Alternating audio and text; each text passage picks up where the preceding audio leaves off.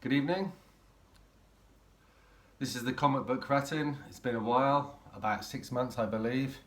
Today I'm going to talk about Osamu Tezuka's Buddha series, the 8-part box set. I'm just getting to book 8 at the moment. Read it in about 2 weeks. Absolutely fantastic. One of the best mangas I've ever read. So, yeah, I'd like to have a kind of brief discussion about it, and yeah, it's been a while. So here it is, the box set in its entirety, 1 through to 8. Number one, Buddha actually isn't in it that much. He's in it towards the end. It's more about the people that kind of come into his life throughout the series. Yeah, I mean, Buddhism is quite close to my heart. I wouldn't say that I'm Buddhist particularly, but I spend a lot of time in Nepal, spend a lot of time in the Himalayas, and Kathmandu. You have Buddhanath, which is an incredibly powerful place to visit. You really feel the Buddhism there. You can touch it. It's very very powerful. I always go there whenever I'm in Kathmandu.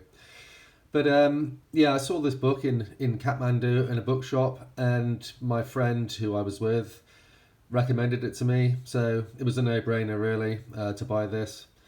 I've absolutely loved reading it right the way through. It's funny.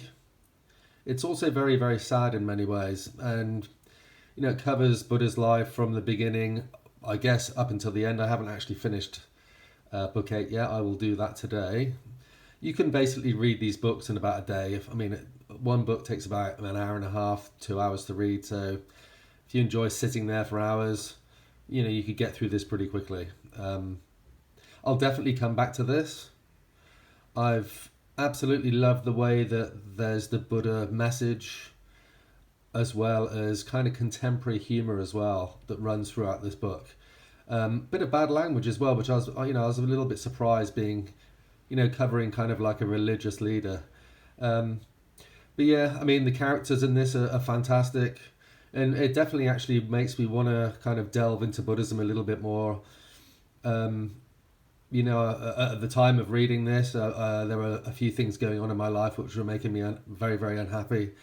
And this kind of helps, actually. I mean, some of the messages throughout this book helps, to put things in perspective, for sure.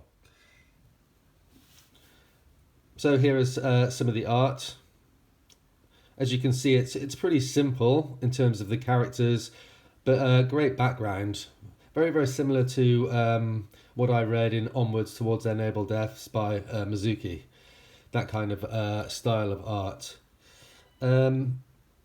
Yeah, I don't really want to go into any spoilers. This is volume 1. Buddha isn't really in it that much in volume 1, as I mentioned before. It's more of a story about, the people that are more influential throughout his life.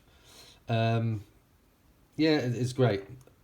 Get through volume 1. I think volume 1, I remember reading it and saying to my friend that, oh, maybe this is a little overrated, but it picks up for sure. And volume 1 is a good place to give a bit of background information about some of the other characters who appear and kind of come back into it later on at various points.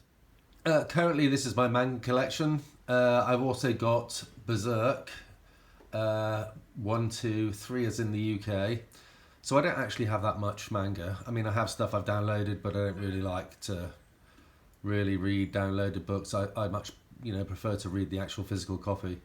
Yeah, Shigeru Mizuki. That's really really really good stuff. I've not read Showa, but On Towards Their Noble Deaths, absolutely fantastic.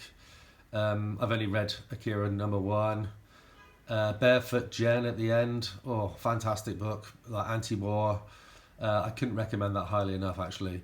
If any of you watching this have any recommendations for manga that I should buy, please let me know in the comments section. I'm actually thinking of reducing my purchasing of DC and Marvel, just so I can focus on building my collection of manga. I truly love Japanese art and Japanese stories. So yeah, comments in the down below if possible.